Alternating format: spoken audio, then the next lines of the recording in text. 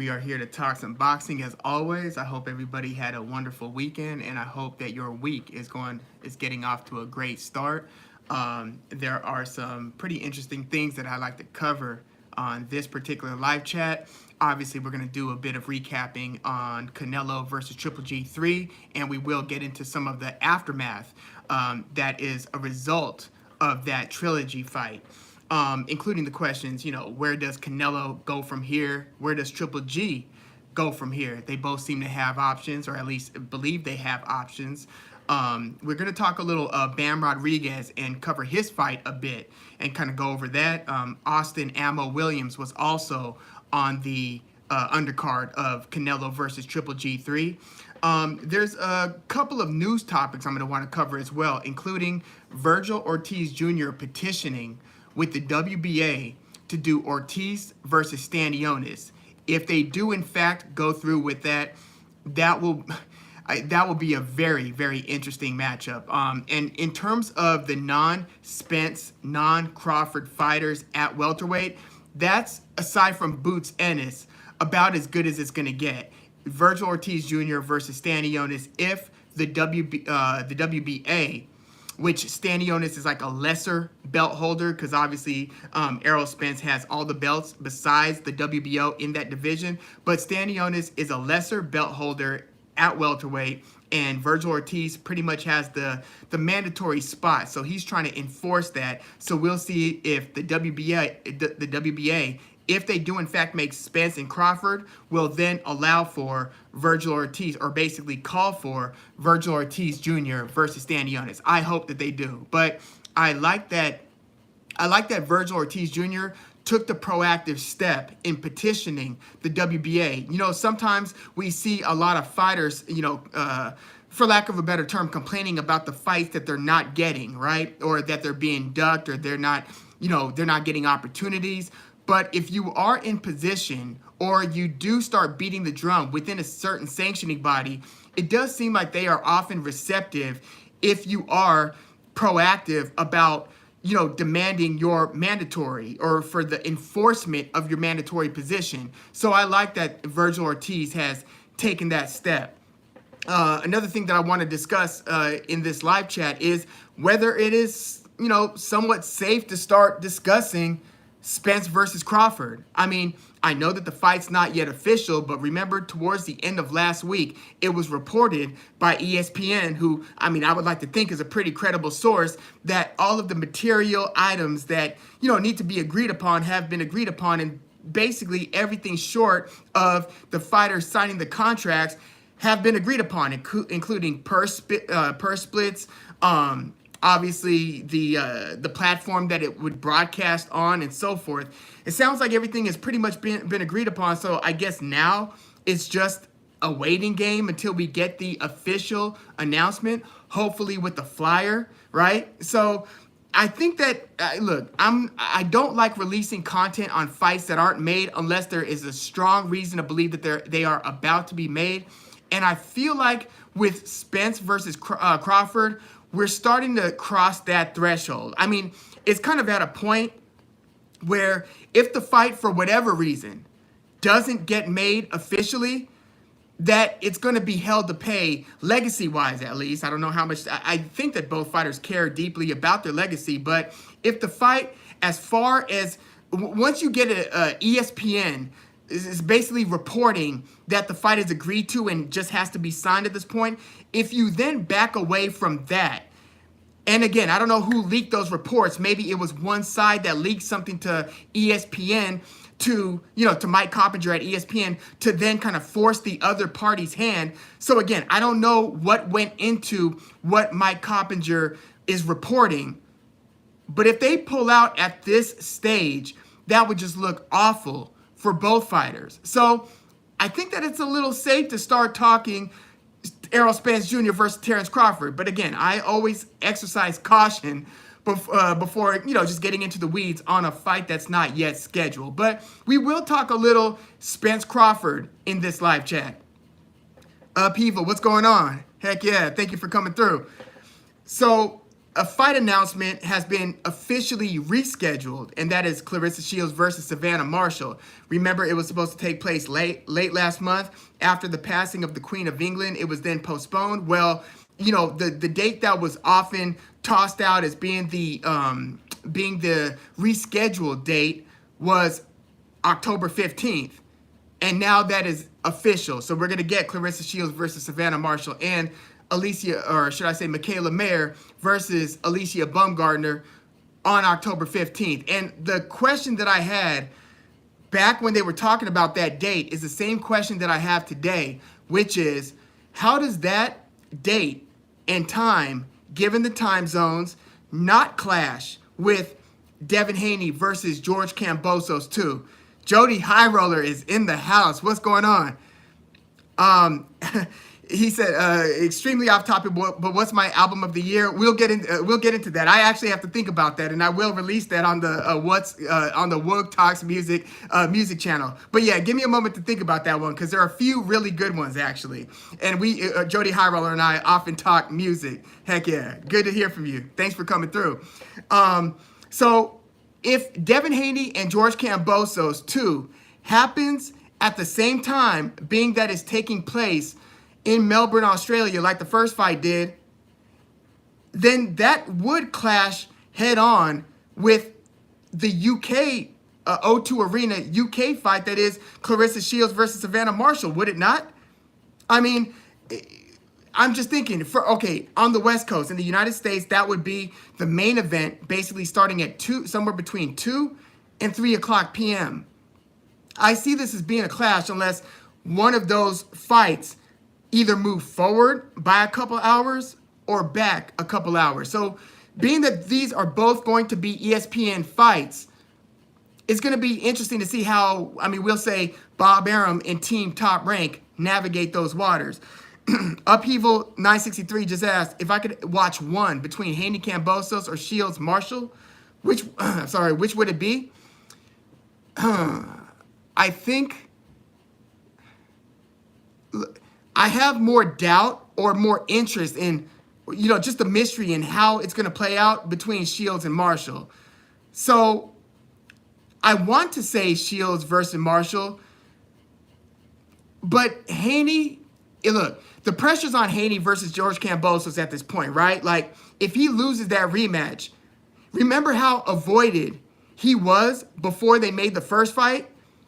Those belts are basically his insurance policy. That is like the only drawing power that he has to secure big fights with other big names. So being that he's got a reputation of being, just one of the pound for pound elite, I get that he's not in everybody's top 10. He's not in my pound for pound top 10. But he does have the reputation of being elite. And if he loses this rematch to George Kambosos, then all of the stock that he had built with that win over Kambosos, it automatically vanishes. So to answer your question, I'm not proud to say it, because I do think that this fight card between Shields and Marshall is a shot in the arm that the women's realm of boxing needs, in the same way that Katie Taylor versus Serrano was. But, I think I would still go Haney versus Kambosos, because, there's a part of me that also has, feels like I have a little bit of intrinsic stake in Haney. Not that I would pull for him against, say, Tank Davis or Lomachenko necessarily. But I remember watching Devin Haney when he was 15, 16 years old. And he had his own YouTube channel at 16 years old. And he, was talking to the camera saying, "This is Devin Haney TV." And then he would step into the ring. He would be, interacting with the camera on his ring walk into a ring that looks like it's in the middle of a bar in Tijuana, Mexico, at 16, 17 years old. So, ever since then, I'm damn, who is this kid? And how does he seem so, ready for the moment? Why does he seem so well coached? And just, I guess, mature beyond his years to be able to meet the, pretty much the job of having his YouTube channel that he was growing out as a young professional boxer, and being able to operate in the ring just moments after that. So I've always kept my eye on Devin Haney, and now to see him at the stage that he's at, it's really, I don't know, it's pretty remarkable, because if I had to bet on it, I was thinking there's no way that this young, brash kid, who actually kind of looks, if you look at his eye area, I thought that he was related to the Mayweathers, not only because Floyd Sr. was training him, but because to me, he looks like a couple of the Mayweathers, I think, in terms of facial features. So I was wondering, like, there's no way that this kid is going to be ready for the elite when, as he becomes a professional, just kind of fighting the top killers in the division. And granted, he has not fought the top killers in the division, but I was saying all that to say, I think I would still go Haney versus Kambosos too. And if you don't mind, I'm just going to take a sip of the water. I'm getting out of a cold right now, so bear with me.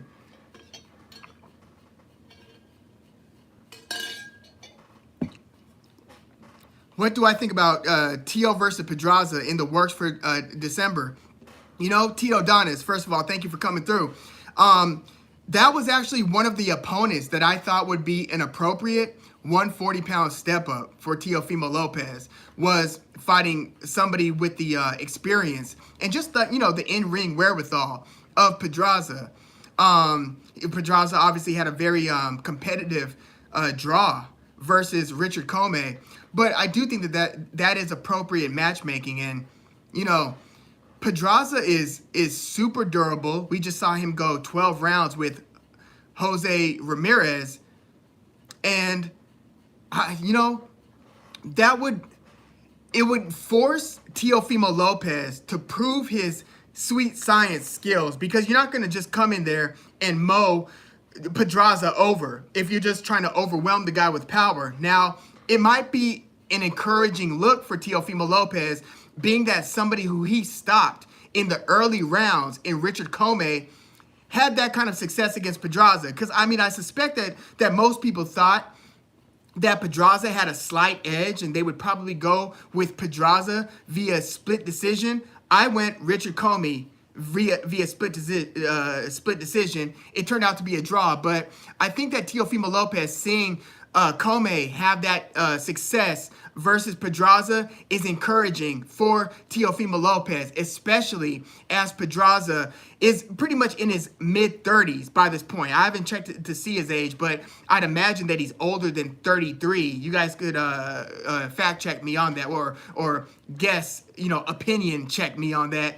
But I think that Teofimo Lopez should still win that fight against Pedraza. But, sometimes when somebody is entering a fight expecting it to be easier than it turns out to be, for instance, when Teofimo Lopez fought Nakatani, I don't think he entered the ring thinking he was going to have that difficult an evening. So it would be interesting to see Teofimo Lopez fight in a fight where, plan A might not work, plan B might not work. So then you're having to kind of show your full arsenal. Pedraza is the type of opponent that will bring that out of you. So I think that would be appropriate matchmaking if that's the next opponent.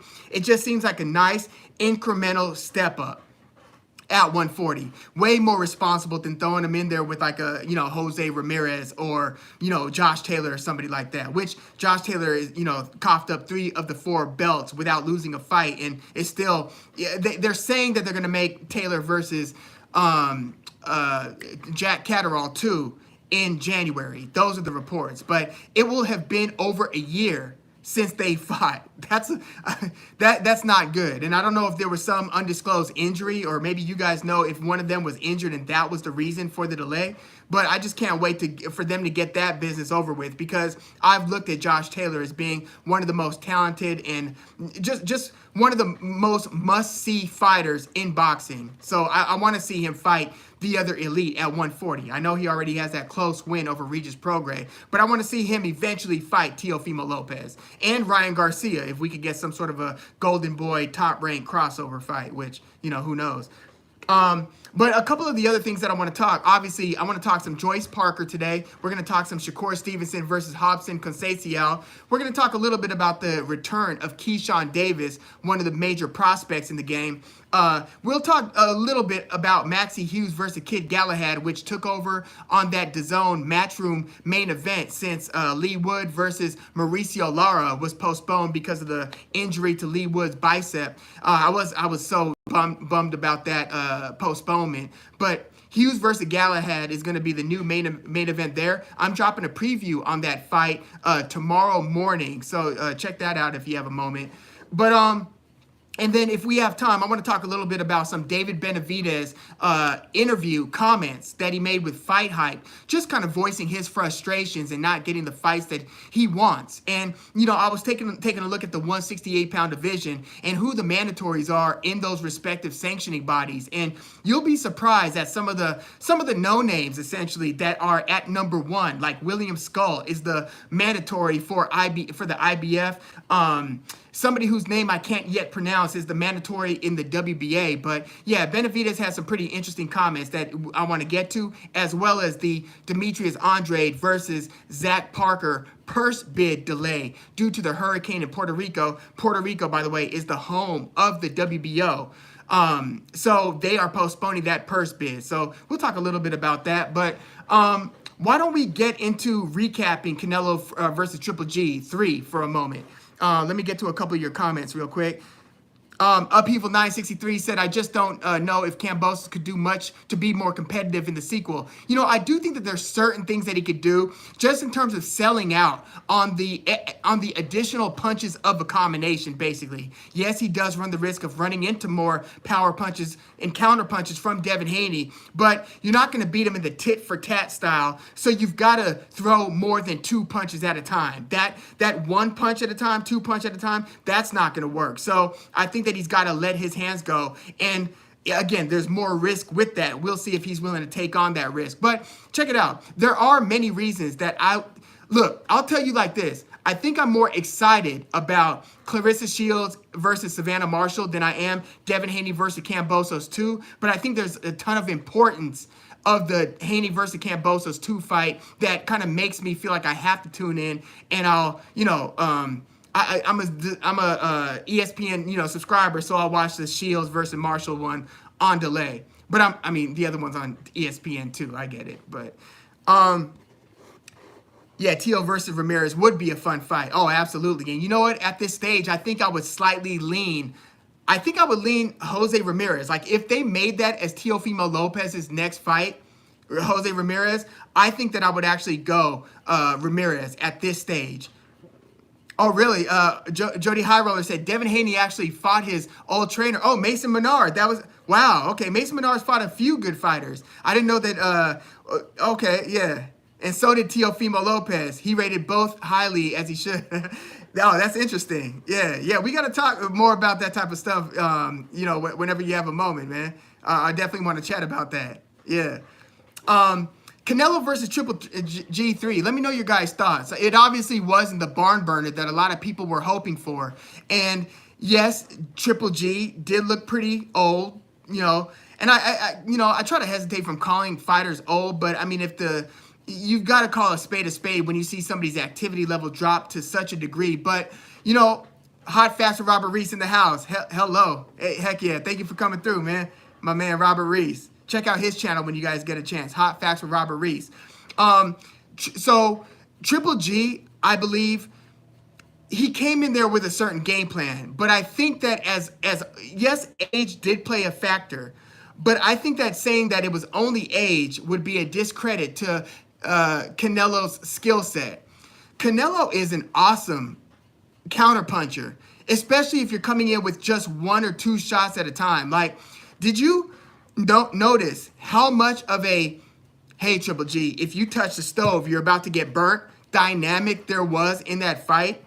Triple G would come in, and, when Triple G is not able to land power punches, what does he do? He goes back to the jab, right? Triple G was afraid in so many moments, especially in the early rounds, which Canelo is especially dangerous in terms of, I mean, just the sizzle on his punches in those early rounds. It's I mean, pretty spectacular. But you could see Triple G a little bit scared to even get the jab out of the holster. And I think that that was a testament, not so much to Triple G's age. I think that was Canelo's boxing ability. What does Canelo do? He puts up the high guard, so he had his hands up to try to block some of the punches coming in. But he wouldn't let the fight, and I think Richard Dwyer was mentioning this as well. He didn't let the fight play out at long boxing range. He would either come inside with his ambush or, with his power punch, basically. And Canelo himself has a very good jab, which, I mean, his jab was popping more sharply than Triple G's jab, right? So Canelo will either be out of range or he'll be in range, and then he'll slowly start trying to walk Triple G down, where you saw Triple G kind of like circling a bit, and when Triple G would just throw a punch, Canelo would come back with like a mean counter, like, I dare you to do it again. And then Triple G would look like he doesn't want to really do it again. And, look, I said this in my post-fight video, but in full disclosure, I bet on this fight. I rarely bet on boxing, but I bet on this fight. And I've bet less than 10 times on boxing in my life. 2 of the other fights that I bet on and lost were Canelo versus Triple G, 1 and 2. I bet on them both. It was nearly even odds with Triple G a slight favorite, but I thought in my mind, especially in that first fight, that Triple G was more than a slight favorite, or should have been. And I lost again on both of those fights. So I bet a third time, but I bet on Canelo via decision. And the reason I didn't go, with any stoppage was because I had that much respect for Triple G's experience and his, his boxing IQ and just his, his ability to navigate the ring. Like, we haven't seen Triple G down. He has now fought 36 rounds with Canelo, hasn't touched the canvas once, right? So I'm thinking, if he didn't hit the canvas once against Canelo in the first 24, rounds, and he's coming off of a stoppage win against another WBA, another middleweight belt holder, Ryota Murata, I as dangerous as Canelo is, and as much as I think that their abilities since the second fight have kind of gone like this, it still wasn't enough to make me go with Canelo stopping Triple G. But I've got to tell you, as I was watching this fight on Saturday, by the 4th and 5th round, which, again, I disagree with some of you guys, and we were talking about this in the comments, I had Triple G winning 2 rounds, maybe 3 rounds, maybe 3. It would be hard for me to give Triple G 4 rounds in that fight. And, I think it was maybe Ventru who had Triple G winning 4 or maybe 5 rounds. I didn't see it that way. I thought that 4 rounds would be extremely generous to Triple G. And so I'm watching the fight, and then I'm seeing that by the 3rd round, 4th round, and then obviously the 5th round is that there's almost nowhere to run, nowhere to hide. And I'm thinking, what, TJ's in the house. What's going on? Thank you for coming through. He had the fight 9-3. 9-3 is about right. Again, I had a 10-2, but the 2 rounds that I gave to Triple G were round 9 and round 12, the last round. I get that some people gave Triple G, I think maybe the 11th round was arguably Triple G, and then round 1 was arguably Triple G. So you would have had to have given the 2 rounds that I gave to Triple G, plus the 11th, plus the first, which were, a couple swing rounds. And to be honest, that last round didn't have to go Triple G. That could have conceivably been a Canelo round. So you basically would have had to have given Triple G any round that was close to end up with 8-4. So 9-3, I think, is about right. 10-2 is about right. I think it was either Akin Barak on DAZN's boxing show. Both of them had it, I think, 10-2. And I want to say Boxing Scene, I think, you can check me on this, either had it 10-2 or 11-1. Either them and I think CBS had it either 10-2 or 11-1. So this was such a lopsided victory, right? Even if you are able to finagle and kind of give Starboy, okay, Starboy 5. I remember us disagreeing in the comments after the fight. He said G won at least 4 rounds. See, I see it as that being the extreme pro Triple G scorecard is giving him 4 rounds. I just, I'll rewatch the fight and see if I come out with something different. And in full disclosure, I was pulling for Triple G to make it the distance, but looking through like 4 or 5 rounds, I thought Canelo was about to stop Triple G because, I saw the body language. I saw the punches start landing more cleanly. And I'm like, oh man, if this starts becoming more and more one-sided in favor of Canelo, there's no way that Triple G, if nothing else, is just going to sustain too much damage and maybe cuts open up or something to where like maybe the trainer, Jonathan Banks, says, you know what, I'll give you 1 more round. And if you don't show me something in this next round, I'm calling it. And then if Canelo dominates that next round, I could see them doing that. To me, it would have only been Triple G's pride that could have had him basically either turn things around or survive the next 4 to 5 rounds after like maybe 6, 7 rounds. Because I was really thinking Canelo was going to earn the stoppage, but Triple G surprised me. I mean, I'll say he amazed me, in fact. But it also kind of surprised me that Canelo's energy level dropped off in the way that it did. Brendan Jackson, salute. Yeah, thank you for coming through. And Starboy 5, thank you for coming through. So Starboy's going 8 rounds to 4. Again, I saw it 10-2, but I could see 9-3 as TJ had it. 8-4, to me, personally, that's a bit much. And 7-5 is certainly, to me, that one is out of hand. 7-5 was out of hand. But again, I'll rewatch the fight. But look, I want to talk a little bit about if there is still that's one of the things, TJ, the hand injury for Canelo, and then Triple G, if there is still a path forward where he could beat other elite fighters in the sport. Like, he sounded like he's got plans on going back to 160, where he holds 2 of the 4 belts. The other 2 champions are Jermall Charlo and who's got the other one? Janibek? I think they made Janibek, they elevated his champ status, if I'm not mistaken, because Demetrius Andrade vacated his WBO title, right? I think that's what happened, and then Andrade versus Zach Parker is going to be for a interim 168-pound WBO belt and the mandatory position for the WBO.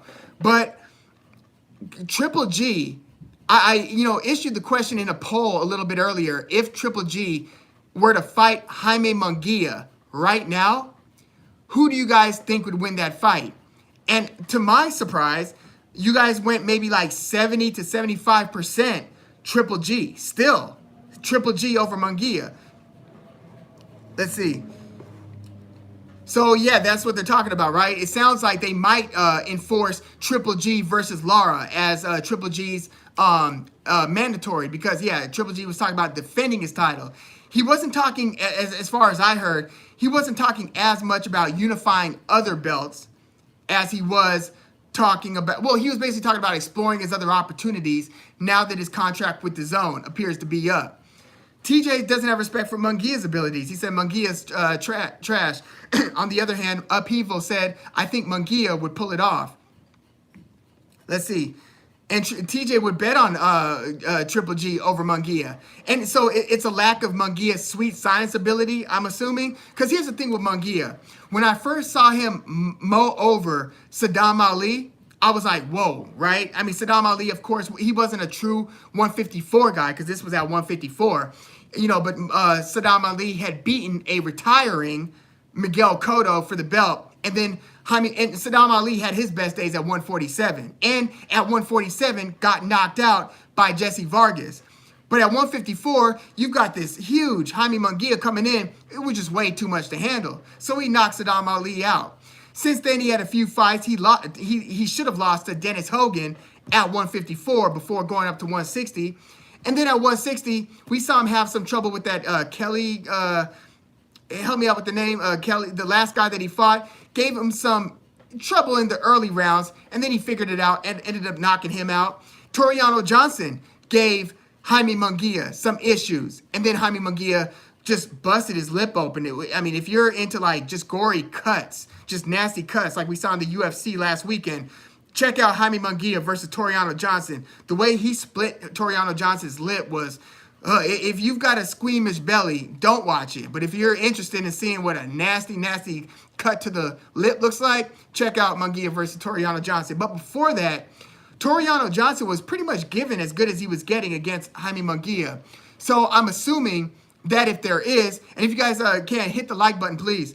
I forget about it when I enter live chats. I usually find myself in the chat. I never flip back and hit the like and then come back. But yeah, they make it a little bit inconvenient to do so. But I'm assuming that those who are skeptical about Munguia's abilities, it's because he's kind of coming in, you know, his hands are off and down here, and he's more about getting his combinations off than he is about moving his head and staying away from the other guys, you know, it's keeping his own head off the center line.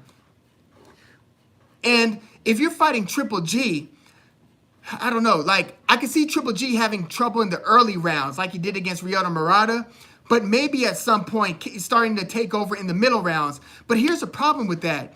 Munguia does seem to have pretty good stamina, and he throws hard punches for seemingly the entire fight. Like, if you look at his fight against Gabe Rosado, which I get it, Gabe Rosado is not Gennady Golovkin, but his punches are quick, they're accurate. He's got a reach advantage over Gennady Golovkin. He throws in combinations, but the guy is throwing lasers. And I could see another suspicion being, well, for Munguia to beat Golovkin, he would need to knock him out because he's not going to win on the scorecards. But I'm thinking like not so fast, because no, Munguia is not the boxer that Canelo is. But sometimes if you're able to just flat out volume a guy, and you guys are basically hurting each other, then I could see Golovkin being lulled into a war where his punch output at 40 years old isn't matching Munguia's over the course of 12 rounds. Now, yes, we did see Golovkin outworking Canelo in the late rounds. So he's got pretty good cardio, especially for a 40-year-old to, you know, fight with the spirit that he did in the last few rounds, which, it was way too little too late. But I don't know. I don't see Munguia tiring. I don't see him getting just wilted, you know, by jabs to the point where Golovkin is then able to start landing the power punches to get Munguia out of there. I don't know. I think Munguia would be an absolute handful for Golovkin right now. Not to say I would go with Munguia and pick him over Golovkin, but man, that would be that would be such a difficult fight. And I actually think that Golovkin would probably sustain more damage against Munguia than he did in this third fight against Canelo.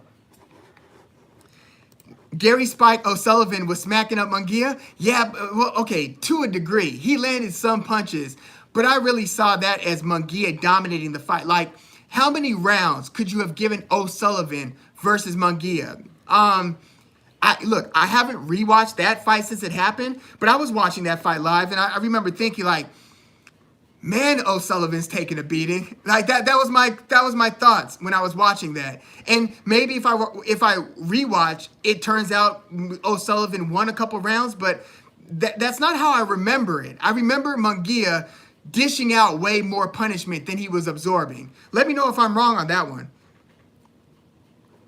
Jody High Roller said, I don't know if Munguia would pull it off, but I'm certain that Triple G would get hurt to the body in that fight. Derevianchenko consistently hurt him to the body, and I rate Munguia's power above his. Yeah, his power is above his.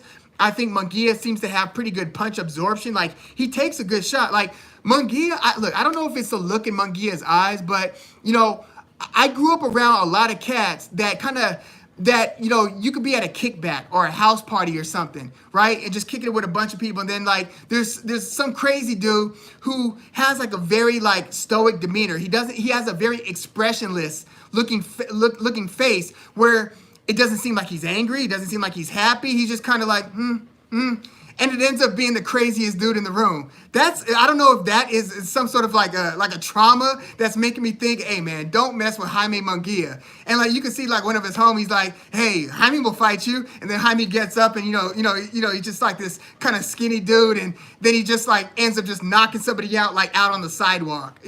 Jaime Munguia just has like this demeanor that feels all too familiar, man. And yeah, like he just seems like a scary guy in the ring. And again, Golovkin might stop Munguia because Golovkin is a legendary fighter. He's in some of those all-time, conversations. But yeah, I have a lot of respect for Munguia too. Let's see. Starboy said he wants to see Triple G and Charlo next.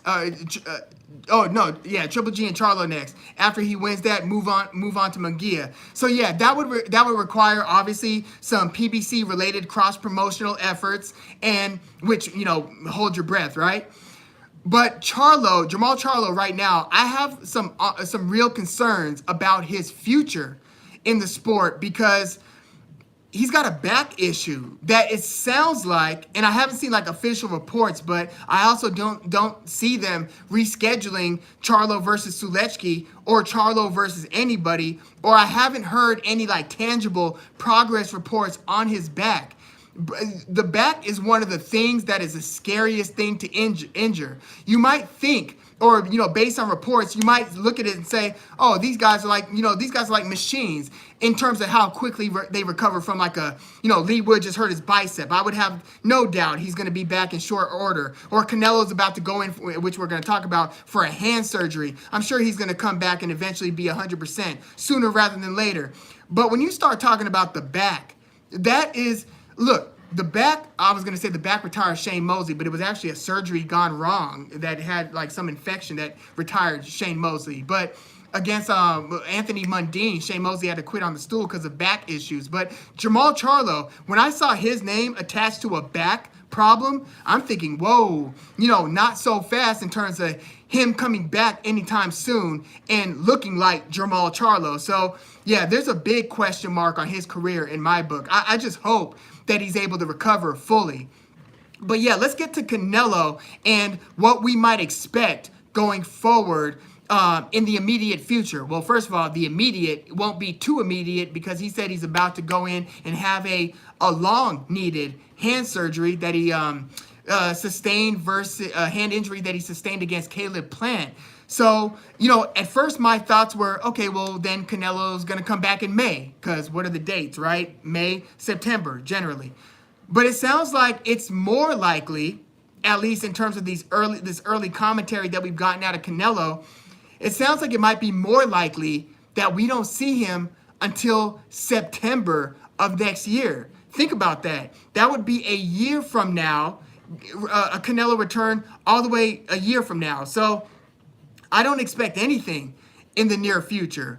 But, we often size up different matchups and we say, okay, well, do it a year from now, like Canelo's rematch against Bivol. But we have no idea what's going to happen between Bivol and Zordo. I mean, some of y'all might think, that you have an idea of what's going to happen. I've got a guess on what might happen. But a lot of things could change overnight. So a matchup that looks enticing today might not even be a thing by the time Canelo's ready to return. Because, like, what if, for instance, Dimitri Bivol loses his title to Zordo and then fights, somebody else who's maybe not a belt holder but a good fighter at 175, and then has back-to-back losses? Will Canelo still want to make Dimitri Bivol his return fight in September? Who knows? So it looks like anything that we might be able to think about and project in terms of where Canelo goes from here, it would be total speculation, I think, at this point. Especially if you factor in Canelo's comments. And I know he has since kind of elaborated or defended his comments or expanded on his comments when he says that he doesn't want to fight another Mexican fighter. When it comes to that, first of all, I do think that it's not I wasn't thrilled about that comment, because if you take say like a Russian fighter who doesn't want to fight another Russian fighter, or a Black American fighter who doesn't want to fight another Black American fighter, or a Filipino fighter who won't fight other Filipino fighter, or just anything like that. I don't think, or a Mexican-American fighter, which I don't know if Canelo was including Mexican-American fighters or just fellow countrymen, like Zurdo, but not David Benavidez, right? So I don't know if it was including Mexican-Americans, first of all, but it just, that same, and I get his explanation for it, but it wouldn't work in any other realm. So I don't think that is going to fly. Even though Canelo has more power, I think it was more to me, it was more a power comment than it was a race-based comment. I think that because Canelo is in such rarefied air, where you're talking like, Mayweather was in that rarefied air, Pacquiao was in that rarefied air, where you are almost 100% calling the shots, to where it's like, okay, if I get to fight who I want, since I could pretty much fight who I want, and I represent this flag, I'm not going to fight my fellow countrymen. I get where he's coming from in saying it. I just think that if you were to, to flesh out that conversation and flesh it out, it wouldn't be a sustainable comment going forward. But yeah, so I don't know. Look, if the fight I want to see Canelo in is against David Benavidez at 168. Like, if I could pick anybody in any division for Canelo to fight, it would be David Benavidez at 168. And, David Benavidez sounded so frustrated when he was just talking with FightHype in a recent interview. And it's the same frustration that you hear, most fighters who can't get the fights that they want or can't land important fights. With David Benavidez, I feel like you can only feel so sorry for him because he relinquished the title twice due to non-boxing. He never lost it in the ring, right? So it's like, yo, you were holding the WBC 168-pound strap twice. And yes, when Canelo stormed the gates at 168, that changed the whole division. That turned the division nearly into a glamour division. But like, let's not forget that just before Canelo came to the division, you had Callum Smith holding one belt. You had David Benavidez holding a belt. You had, when David Benavidez wasn't holding the belt, you had Anthony Durrell holding the belt. You had Uskadagai and then Caleb Plant holding a belt. And you had Zurdo Gilberto Ramirez holding the other belt. And then Billy Joe Saunders. But like, none of these guys were fighting each other. And I remember like right before Anthony Durrell was a belt holder, I remember him fighting multiple fights against like Sakio Bika on undercards. So this wasn't a glamour division. And so I could see how maybe David Benavidez wasn't taking things as seriously as he would have had he known, Canelo's about to come up to 168, right? You might want to, make weight against, what was the guy's name? Romer Angulo was the fighter that David Benavidez was about to fight and did fight. The same guy who Edgar Berlanga just defeated via decision. But David Benavidez, in his latest, title cough-up, lost it on the scale. So I'm sure had he known, hey man, that belt is going to be, that's going to be your, that's going to be your $1 million ticket right there. You might not want to cough that up. So yes, I do think he would have made weight, and he wouldn't have been doing cocaine before if he knew that, there was going to be an opportunity to fight Canelo, which, look, I don't think Canelo would have ducked David Benavidez. And I think I've seen some commentary like, yeah, Canelo stormed the gates at 168 when it was safe to do so, when, these were the champs and not David Benavidez. But no, Canelo has shown me, in my opinion, that he's a warrior who wants difficult fights. Like, I think that if he were to have beaten Dmitry Bivol, I think he would have pivoted and tried to secure a fight with Artur Beterbiev. I have no reason to believe that if Canelo's mission was to become undisputed at 168, that David Benavidez holding one of the belts would have stopped Canelo from wanting to do so. To me, that just, it flies in the face of what I think Canelo has represented if you look at his fight-by-fight schedule. And I get you could kind of, pick apart anybody's fight-by-fight schedule. I don't care if you're talking about Pacquiao, Mayweather, Tyson Fury. You could take anybody's schedule and say, well, why didn't you fight this guy at this time or this guy at this time? You could do that with anybody. But if you are looking holistically at fight by fight quality, you'll be hard pressed to find a contemporary of Canelo's that has had a more difficult schedule. So I think that we would have already gotten Canelo versus Benavidez if Benavidez was still holding one of those WBC belts. If you don't mind, I'm just gonna put this on. Cool. Yeah, it starts getting a little bit darker. And I will have this tech resolved sooner rather than later. Thanks to Sup Swoles. You guys might see him in these chats every now and then. But yeah, let me get to some of your comments. But yeah, Canelo in terms of future plans or immediate plans, I think that it's definitely speculation because he's going to undergo a hand surgery. And we simply don't know how long it's going to take to recover from that, being that boxing heavily involves hands. I think he's going to recover longer than he would if it was a back surgery. I'll put it like that. But yeah, if I could pick any fight that I'd want to see Canelo in, it would probably be versus Benavidez at 168 first. I would have said Charlo at 160, but I just don't think Canelo is ever going to go back to 160. And he said as much in the past. But if Charlo were to be able to come to 168 and prove himself to still be as good as he was at 160, which I still am not convinced that Charlo is as good at 160 as he was at 154. Remember him at 154 when he was knocking out Julian J. Rock Williams and others? I really want to see Canelo versus Jamal Charlo, but that one to me is just behind Canelo versus David Benavidez. I would have obviously have wanted to see him versus Artur Beterbiev as well, but after seeing Canelo versus Bivol, I have less of an appetite for that fight. But who knows? Styles make fights. Maybe Canelo, loses to Bivol, but still manages to beat Artur Beterbiev. I don't think I would bet on it necessarily, but it's possible. Let's see. I'm gonna get to some of your guys's. We got Ravi Sterat in the house. Every time I'm sure what's going Parker. Yeah, we're going to talk some Parker Joyce. Yeah, definitely. Brendan Jackson said Plant schools Durrell, especially at this late stage. But I'll ask you like this. If Anthony Durrell was at the stage, we'll say, when he was fighting Saki Obika a few years ago, or we'll say all the way up until his stoppage loss to David Benavidez, would that Anthony Durrell beat Caleb Plant?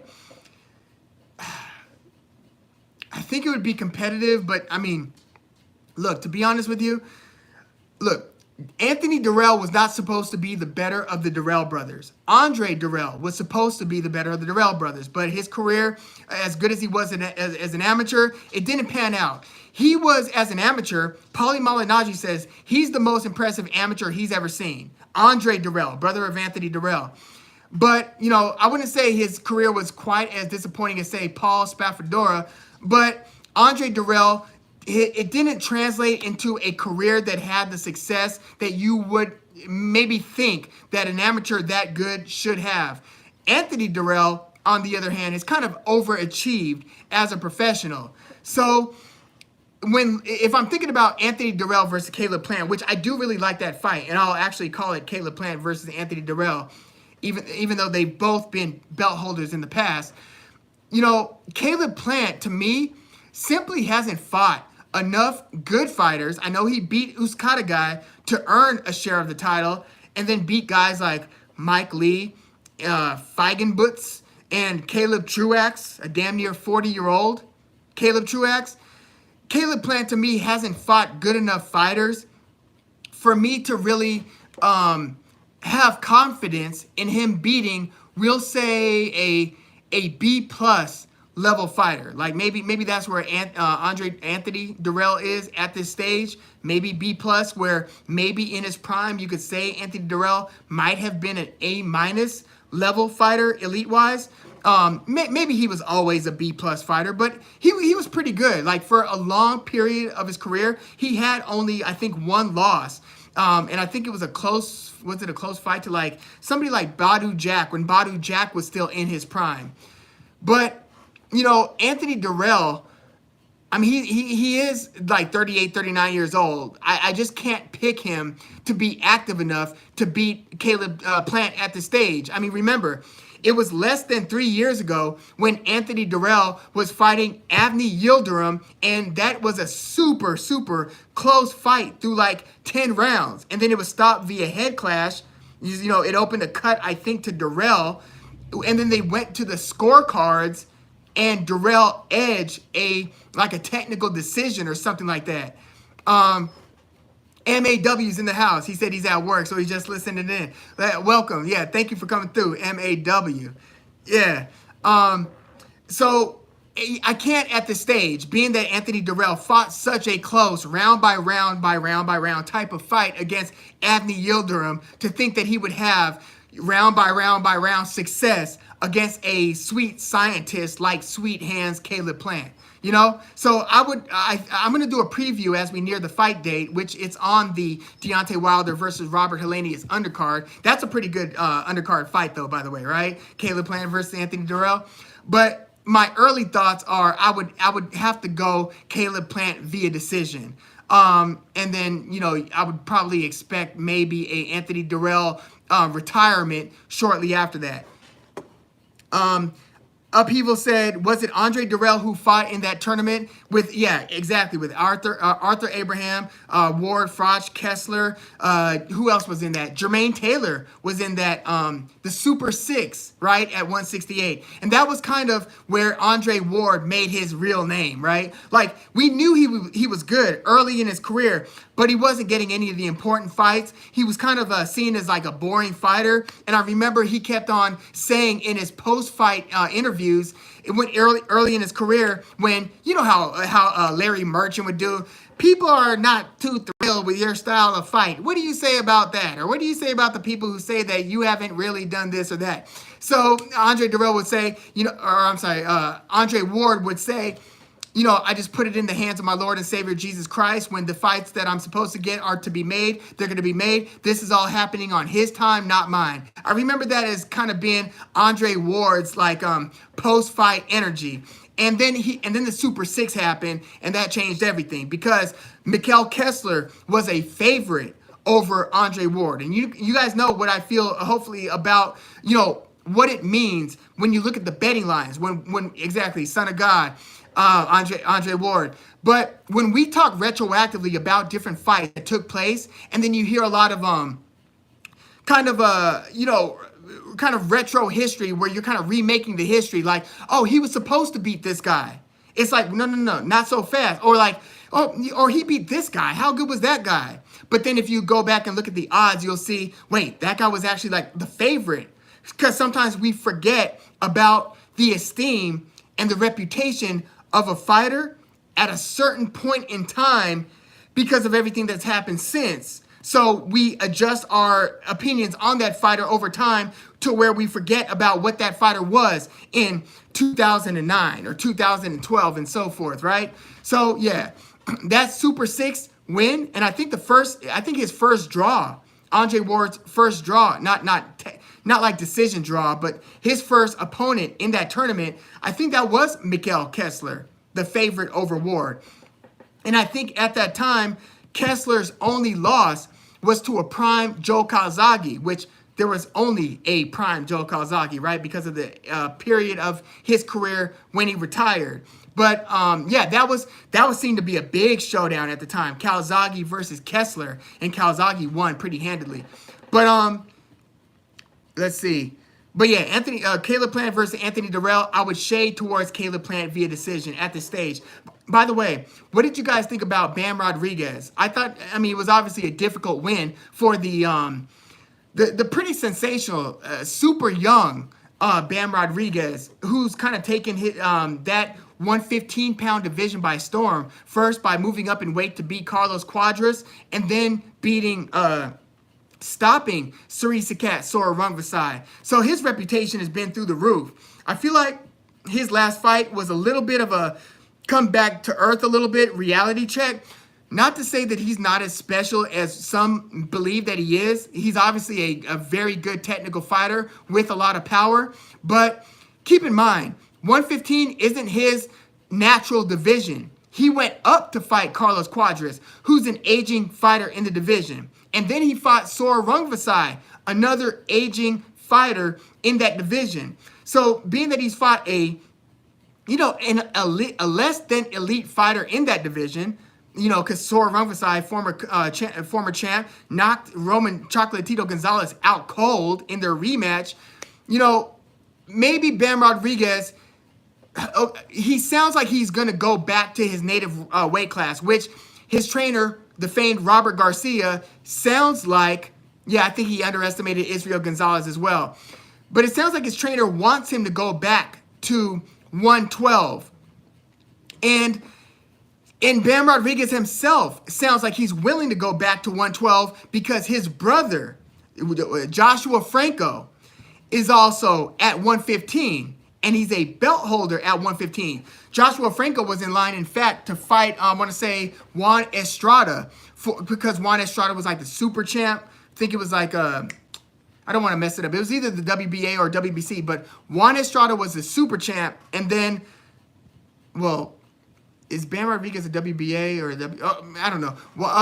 Juan Estrada was the super champ, and then Bam Rodriguez's brother held the lesser belt for that same sanctioning body. So it was supposed to be Joshua Franco, who, if you guys remember, he kept on having the fights, like 3 fights versus Andrew Maloney, where Joshua Franco won two of them, and then the middle one was the draw because of a head clash early on the I want to say Terrence Crawford versus Kell Brook undercard. So Joshua Franco is a very good fighter in that division. So it sounds like Bam Rodriguez is willing to kind of step away and wait before he crashes the gate in that division, and then go back to 112, and then eventually come back to 115.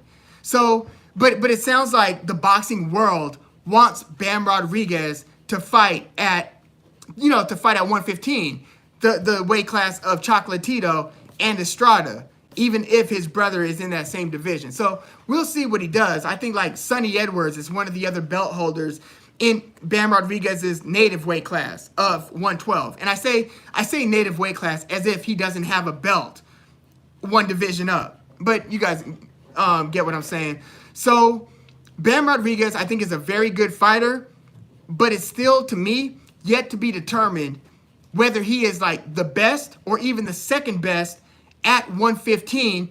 And that's why I think it was who was it? It might have been Glazer, Rick Glazer on Twitter. I think I was having like a little back and forth about Bam Rodriguez because he was checking somebody else's top 10 saying, why isn't Bam in your top 10?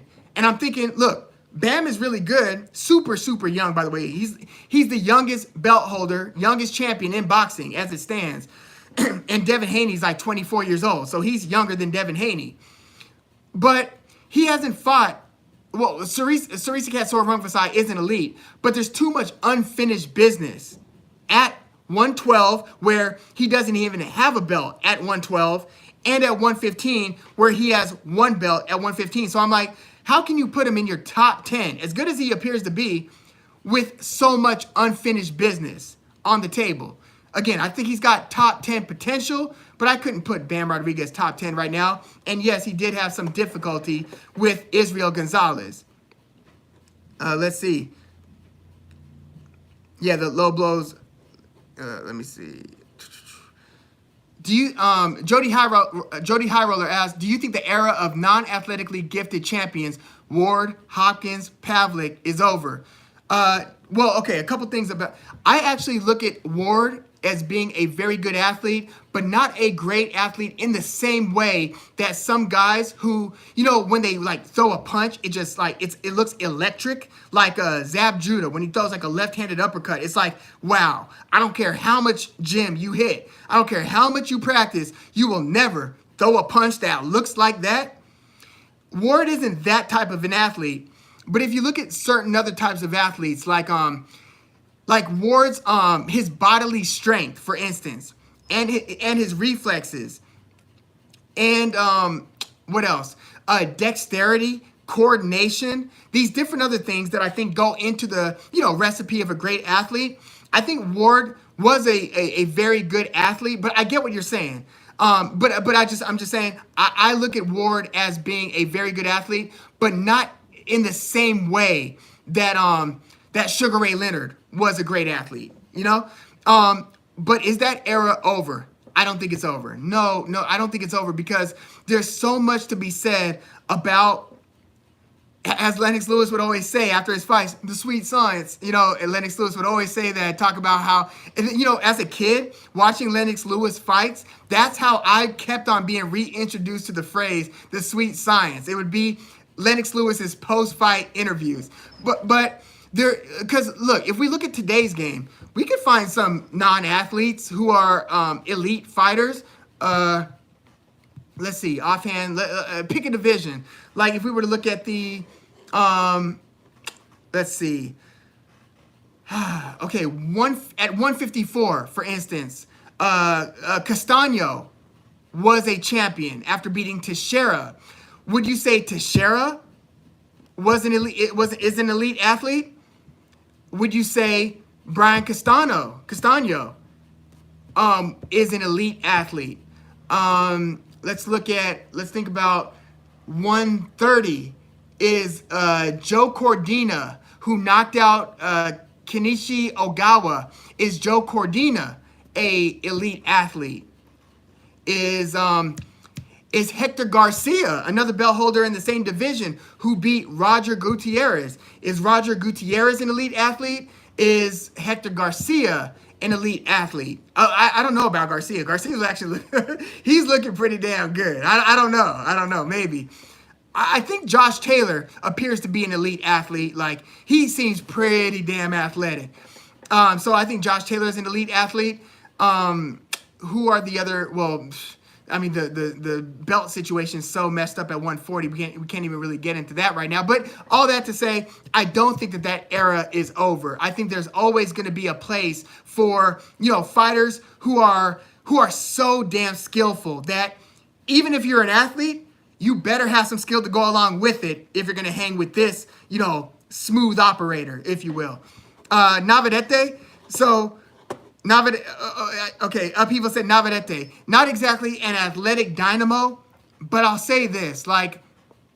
Look, my freshman year of high school, I ran cross country. It was the only year I ever did so. I run a lot still. I try running at least a few miles, like every day or every other day. Now, I'm a little older than I was, so every other day or every 2 or 3 days sometimes. But I've always liked to run, and I always feel like it's like an inner conversation that you're having with yourself when, if you start your day with a run, and I know I'm getting off topic here, but I feel like if you start your day with something that pushes your physicality to where you're really having to kind of check in and then out and then back in mentally to even get through it, you kind of tell yourself, if you get through this is the hardest thing you're gonna have to push yourself through all day long. Anything that comes after this, it's gonna be child's play compared to what you're going through during this run, right?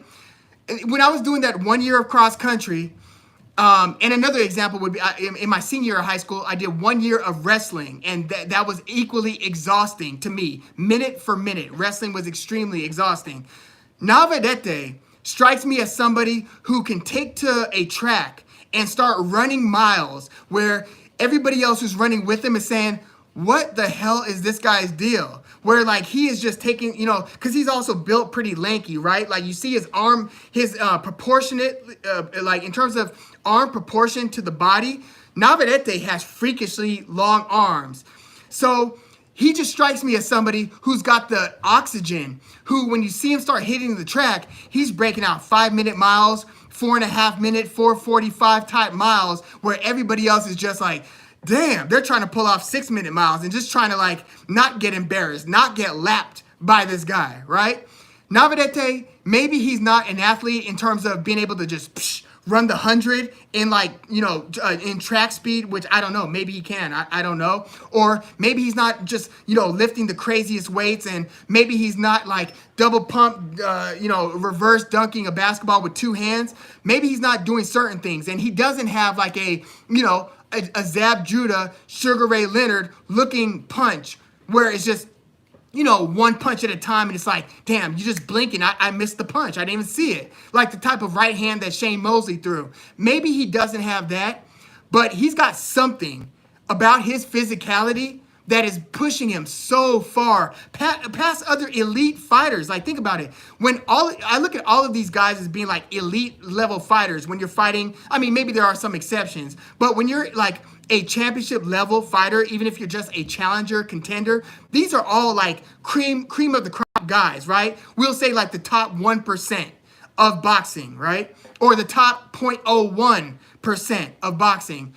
He is able to separate himself from even that pack by a sizable margin, where you see the type of volume that he's putting on the guys, the type of angles that he's able to hit. Because the angles, keep in mind, he's got to move his shoulders and his body in ways to throw those punches from those angles. And his opponents, again, elite guys, like what he did with Isaac Dogboe twice, they just look like They just look like this guy is like of a different species than the other guys that he's competing with. So I think Navarrete has something special about him. And again, maybe it's not athleticism in the way that we traditionally like quantify it, but it's some sort of an outlier attribute that enables him to do what he's been doing. It's pretty remarkable.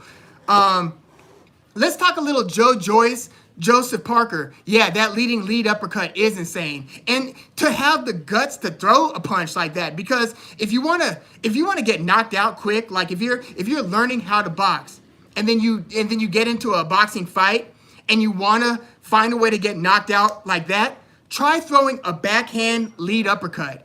It's if you throw a naked backhand uppercut, you didn't set it up to blind the guy with the jab. You didn't move into position to throw it more likely than not. One MMA fight comes to mind where you could watch this and see what I'm talking about. It was Junior Dos Santos, former heavyweight champion of the UFC, fighting Curtis Blades. And Junior Dos Santos thought he could come in, and he kept on throwing a lead backhand right uppercut, and Curtis Blades just timed it, put him out.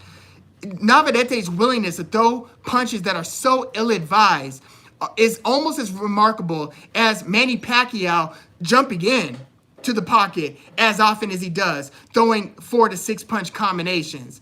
Yeah, Navarrete, I look at him as being a special fighter. Look, I don't know how long he has with this reign. I'm kind of surprised that he's been able to pull it off in the way that he has. And I selfishly want to see him keep on doing it, because I do eventually want to see him fight like, a Shakur Stevenson or, Hector Garcia. Or hell, I really wanted to see him fight Gary Russell Jr. I don't think we're going to get a prime Gary Russell Jr. again, or at least I have my doubts given the injury and the age. But oh, by the way, another guy with freakishly athletic punches, Gary Russell Jr., right? Hand speed wise. But I would have really wanted to see Emmanuel Navarrete versus Gary Russell Jr. I want to see Emmanuel Navarrete versus Ray Vargas. There's just so many matchups. Hell, I would want to see Navarrete versus Mark Magsayo. LTMAMTC, he said the zone commentary is absolutely horrible, and he said, let me guess, I missed a Triple G Canelo talk, but I have a lot of strong opinions on it. Yeah, air it out, AMTC. I'm going to continue, but I'll get back to your commentary on whatever you say. In terms of the zone commentary, here, I'll say it like this. I do like listening to Chris Mannix's podcast. He often has Keith Idek from Boxing Scene on, who's a good guest, and I like their chemistry when they talk boxing. I like when he has Sergio Mora on, especially because they're always kind of ribbing each other, busting each other's balls a bit, and I just like the chemistry between them two. But Chris Mannix on the broadcast, I do see what you're saying. And, Daniel Jacobs was a part of this broadcast, and you could always tell when somebody's sort of new to it. Like, I've heard worse, but Daniel Jacobs has a way to go, because you could tell that sometimes commentators, and especially fighters, because the other guys are usually like trained speakers, right? Like, they grew up and they probably went to college for journalism. They probably were writers and reporters doing something that involved a lot of speaking. So you could always tell. Like, I remember when Roy Jones Jr., before he was like a longtime broadcaster on HBO, they used to invite him here and there, like they did Bernard Hopkins here and there, earlier in their career. And you could always tell when somebody's just getting accustomed to speaking on a live broadcast. So you could start hearing like Daniel Jacobs, who, again, I've heard worse, but they'll start to say something, they'll lose their thought as they're talking, and then they'll slow down in what they're saying, and then just revert to like a cliche that kind of provides them a safe landing for their comment. You hear that a lot with people who are newly getting into the whole talking space, which, I mean, in full disclosure, if you look at a lot of my early, fight videos, I was doing a bit of that too. And the more you do it, the more you kind of develop your safety valves, we'll call them, when it comes to commentary.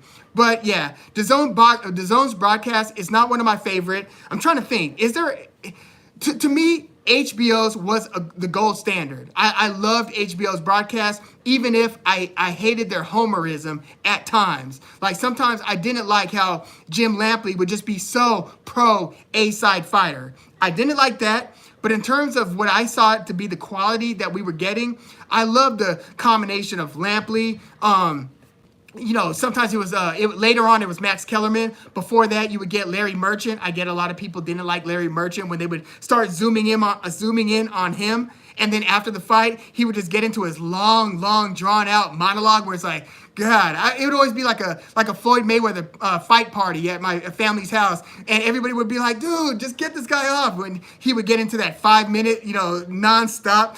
Well, Henry Armstrong in 19, and then he would kind of go on. So I get that, but I did like the HBO broadcast a lot. Whether you had Emmanuel Stewart in the accompanying them, whether you had Lennox Lewis accompanying them, and it's weird. Lennox Lewis is alright. Like when he's on the PBC broadcast, which he does PBC for a lot of their bigger fights nowadays, he's pretty good. I think he's okay. Roy Jones Jr.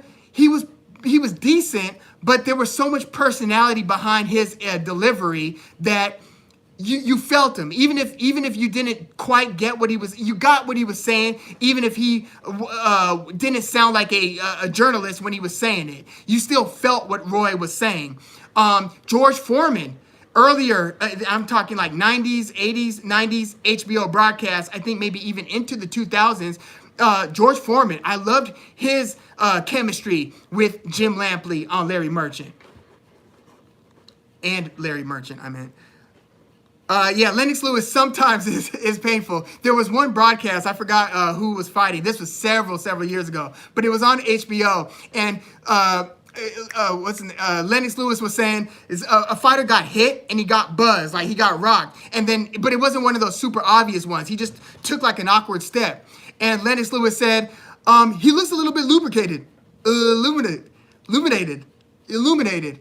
And then Max Kellerman filled in, you mean inebriated, Lennox? And then Lennox says, yeah, that too. And so, there were some of those humorous moments, but, Lennox Lewis he's not great, but to me, it all depends on who the main guy is. To me, that drives the whole thing. And I feel like Larry Merchant, I like Mauro Ranallo, when he, I like the Showtime broadcast, especially when they had Paulie Malignaggi doing the side commentary. Especially when they had Paulie Malignaggi in the side commentary. I like the Showtime broadcast. So it's kind of give and take, hit or miss. But I feel like the main broadcaster is driving it, and then the other guys can add on with the analysis. Like it wasn't Emmanuel Stewart, the late great trainer Emmanuel Stewart, who was driving the broadcast, but he would lend insightful commentary. Joyce versus Parker, who y'all got? Look, this is an important fight in the heavyweight division, and we had just gotten another important fight in Andy Ruiz versus Luis Ortiz, where we're talking, the guys outside of the elite, we'll say, that just that upper top tier. Because when we're talking about the best heavyweights of the past generation, who are we talking about? We're talking Tyson Fury, Anthony Joshua, Deontay Wilder, and obviously now Alexander Usyk. And, for a moment, Andy Ruiz when he picked up the upset, but it was basically those other guys in we'll say the post-Klitschko era, right? So outside of that tier, we've had the whole mix-up where, Povetkin was around for a long time. He was in that, realm. We had Joyce-Parker. We had Andy Ruiz, Luis Ortiz. We had Dillian White for a while, still Dillian White. Even guys like Michael Hunter kind of peeked their head up into the top 10. And there have been a few others as well. Well, more recently, we've gotten Joe Joyce storming the gates, right?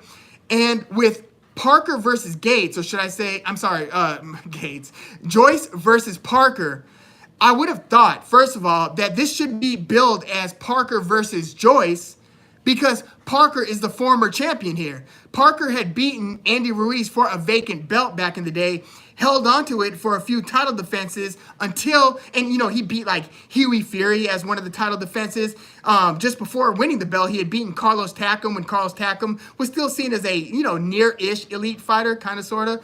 But Joyce-Parker, to me, is more proven than Joe Joyce. So the fact that they're billing this Joe Joyce was surprising. And then the fact that Joe Joyce is the betting favorite here is even more surprising to me. So, this is kind of like a walk you down style Joe Joyce versus Joyce-Parker. I just dropped a preview on this one a day ago or maybe 2 days ago. So check that out when you have a chance. But, I'm leaning Joyce-Parker, and I kind of feel like I'm going against conventional wisdom in doing so because Joe Joyce, first of all, the fight is in Britain. So Joe Joyce should have the home crowd. And Joyce-Parker, and maybe I'm making too much of this, but it's bothered me for some time. Joyce-Parker's body language, his willingness, and I said this in the preview, his willingness to tap gloves, to smile, to nod his head, and just do too much of that in a fight that often feels like it's so in the balance. Hey, this thing could go either way. You want to get a little mean and really edge this thing and put yourself over the top. And make sure that you're gaining favor with the judges. And I just feel like Joyce-Parker doesn't do enough of those things with the body language. And I feel like he fights to the level of his competition to a degree. Whether you're talking his fight against, a Junior Fa, whether you're talking about his fight against Derek Chisora, the first one, which I get it. A lot of people kind of fight to Chisora's level because Chisora just demands that a certain style of fight is fought, right? But with Parker, I just feel like this might be one of those instances where the come forward Joyce is going to look like he's controlling the action, whereas Parker is going to look like the mover, look like he doesn't want to engage as much, and is going to basically be throwing fewer punches, and it's going to look for his opportunities to come in and throw, a right hand when he jumps into the pocket and then move and then get out, just kind of come in and throw 2 or 3 punches at a time because Parker has the faster hands here. But there's something to be said about Joe Joyce's just kind of, it does look a little clumsy. It's not the prettiest style. And he comes in, jab, jab, he take a shot. Jab, right hand, left hook, take a shot. But he just eats those shots and just kind of keeps on coming forward undeterred by the punches that he's absorbing. So I wonder if that is going to eventually break Joyce-Parker. What makes me think that it won't, though, is, Joyce-Parker went 12 rounds with Anthony Joshua before anybody had gone 12 with Joshua. Joyce-Parker, keep in mind, was the first person to take Anthony Joshua the 12-round distance. He was the first person and the only person for a long time to beat Andy Ruiz. So, Joyce-Parker, maybe this is a bad matchup for him, being the big, lumbering Joe Joyce who has a granite chin and throws, a bunch of power punches and just kind of works you over, whether you're talking about Joe Joyce versus Carlos Takam versus, who did he just fight, Christian Hammer, or against Joe Hanks, who, I was talking with one of y'all in the comments, who was it, where Richard Dwyer, online boxing analyst, had picked Joe Hanks to beat Joe Joyce, and then Joe Hanks got stopped in the first round. So yeah, or the fight against Daniel Dubois, where again, that whole retroactive history, revisionist history, we'll say, where people are yeah, Joe Joyce beat Daniel Dubois, but Daniel Dubois is not proven. However, Daniel Dubois was a sizable betting favorite over Joe Joyce, and Joe Joyce stopped him in the middle or late rounds, just jabbing him, with the jabs to the eye. They ended up damaging or fracturing Daniel Dubois' face. So this is somebody who's just coming in like hammering you. So Joseph Parker is a good mover. He's a pretty fast-handed boxer. He's pretty slick. But again, like the fighting to your opponent's level, maybe this is, this could also be one of the instances where that works for Joseph Parker, because he might meet, he might meet the difficult, I'll say, demand that is laid out in front of him, where, since most people are picking Joe Joyce to win this fight, maybe that kind of over motivates Joseph Parker to essentially fight, maybe the fight of his life. But I think either way, this is going to come down to the wire. I think it's going to come down to what the judges prefer to see, whether they prefer the come forward style of Joe Joyce or the elusive, effective counterpunching or the effective ambush style punching of Joseph Parker.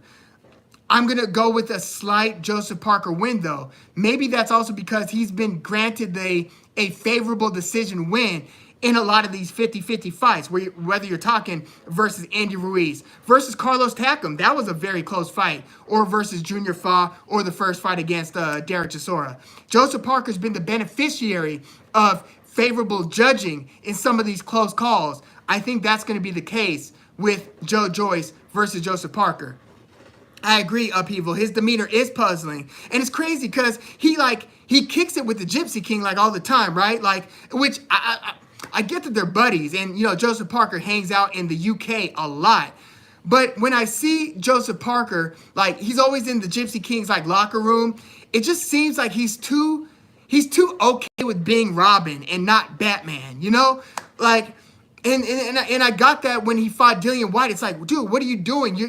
You should be beating Dillian White, and Dillian White's a very good fighter, but.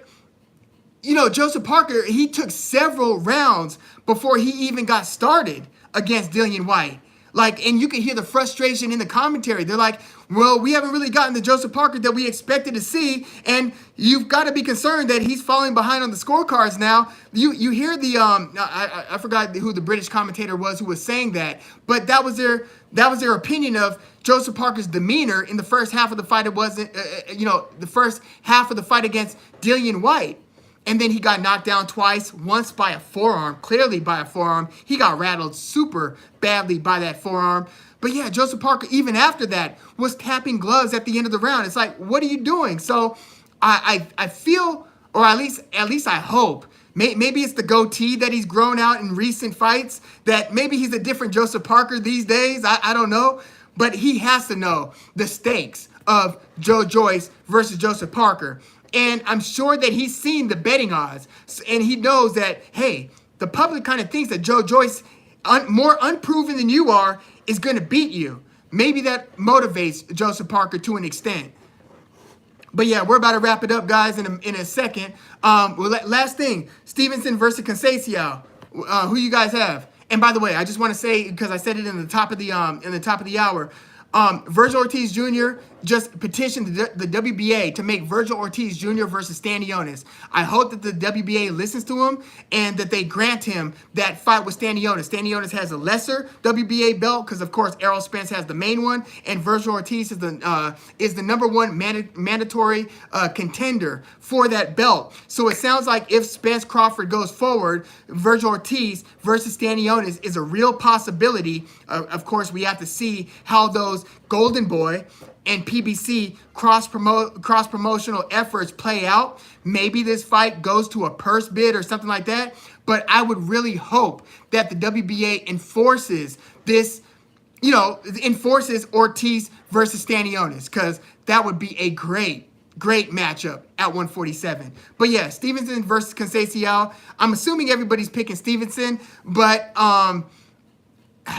this fight I actually think is going to go the distance. and it's basically because styles make fights. And yes, I've seen Conceicao kind of lulled into a brawl, but even if he wants to start just winging punches, Stevenson's not going to be there to get hit in those just kind of blind exchanges. I see Stevenson dictating the terms of the exchange, having the faster hands. I just issued a Stevenson versus Conceicao preview a couple days ago.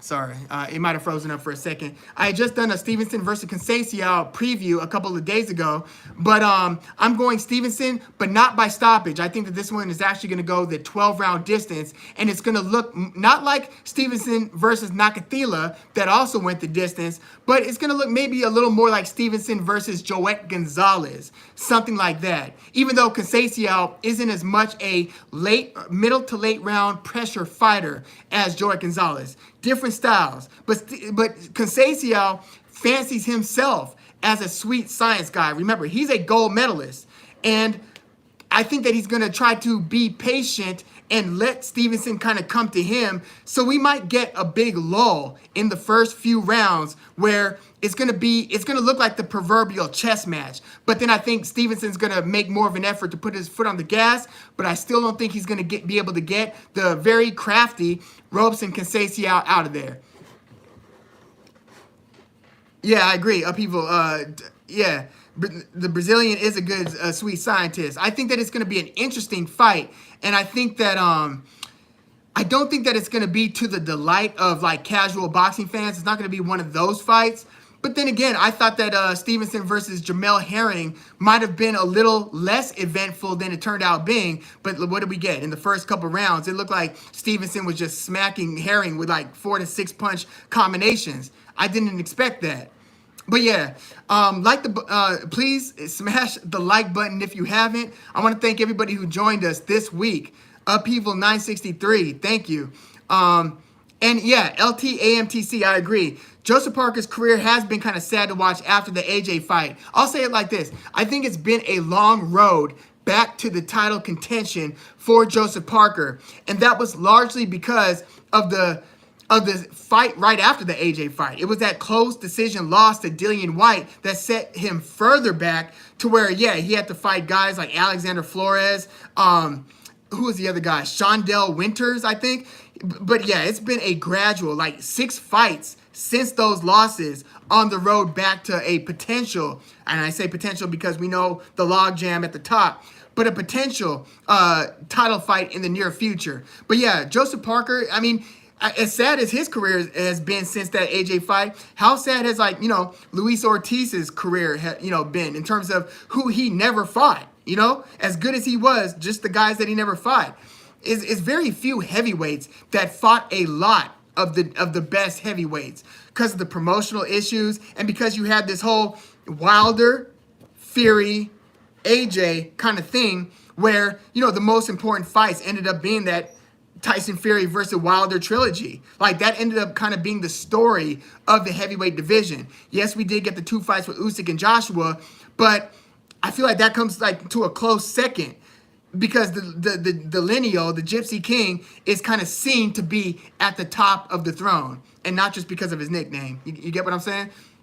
But yeah, again, I want to thank you guys for coming through this week. We're going to do this again. I'm going to put out a Maxie Hughes versus Kid Galahad preview tomorrow morning. And again, I just dropped Stevenson versus Conceicao and Joe Joyce versus Joyce-Parker. And I also did a early thoughts video when they had reported that the Spence-Crawford details had more or less been worked out. So yeah, give that a look if you haven't. By the way, next week there's going to be some interesting action.